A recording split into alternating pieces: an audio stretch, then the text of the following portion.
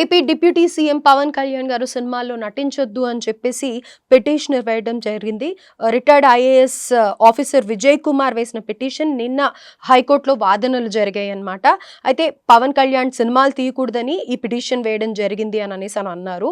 And Pawan Kalyan misuse of powers మీద కోర్టులో case దాఖలైంది. అయితే దీని గురించే ప్రస్తుతం చిట్టిబాబు గారితో మాట్లాడదాం. హలో సార్, నమస్తే. నమస్తే. నమస్తే. సార్, అయితే పవన్ కళ్యాణ్ గారి మీద వేసిన పిటిషన్ గురించి ఏమంటారు సార్? అంటే అటు ఆయన పొలిటీషియన్ గా ఉంటూ ఇటు సినిమాలు తీయకూడదా? అది రాజ్యాంగ విరుద్ధం అమ్మా యాక్చువల్‌గా. అది చేశారు కానీ దాని మీద కేసేసి చేసేది ఆయన ఏసాడు.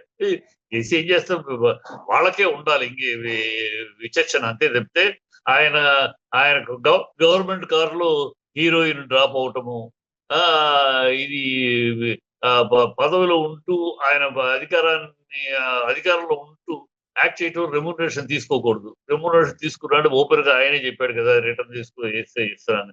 సో అదేమవుతుందంటే ఆ రాజ్యాంగ విరుద్ధం అది.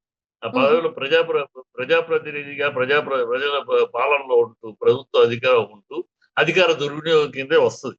అది పర్మిషన్ తీసుకోవాలి. యాక్ట్ చేయాలంటే యాక్చువల్ గా ఈ should take permission from the government act చేయడానికి. దీంట్లో డబ్బులు తీసుకోవట్లేదు, కేవలం ఒక ప్రజా ప్రయోజనం కోసమో లేకపోతే ఇంకోటో. సెంట్రల్ గవర్నమెంట్ నుంచి పర్మిషన్ తీసుకోవాలా సార్? సెంట్రల్ గవర్నమెంట్ నుంచి, స్టేట్ గవర్నమెంట్ నుంచే, స్టేట్ గవర్నమెంట్ నుంచి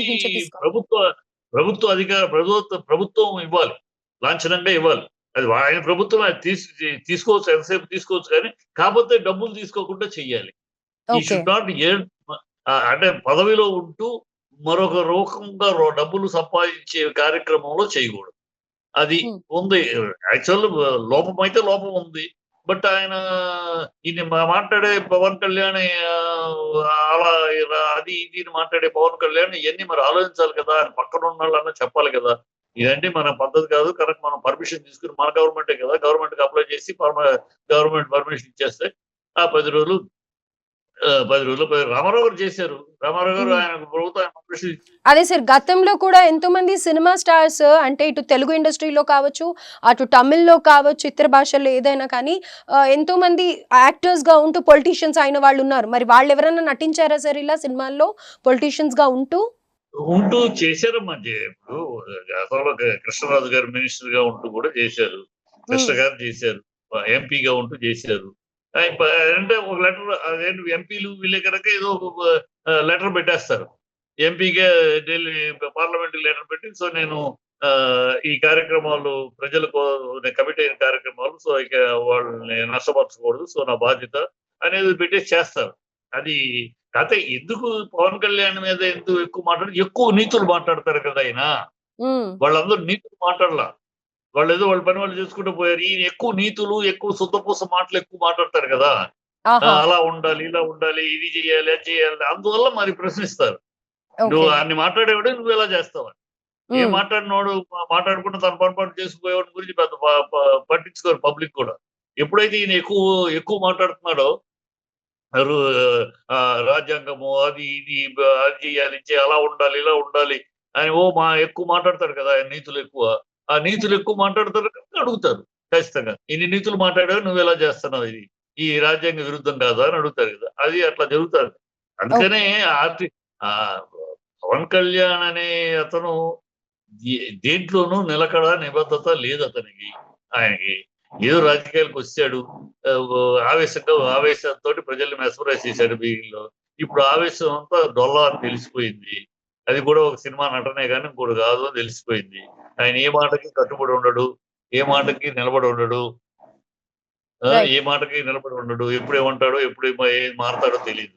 ఇప్పుడు ఈ సినిమా రాజకీయాలకు వచ్చాక సినిమాలు చేయను అన్నాడు. సినిమా చేయండి, ఇప్పుడు తర్వాత నాకు ఆదాయం అదే కనుక నేను సినిమా చేయక తప్పదు అన్నాడు.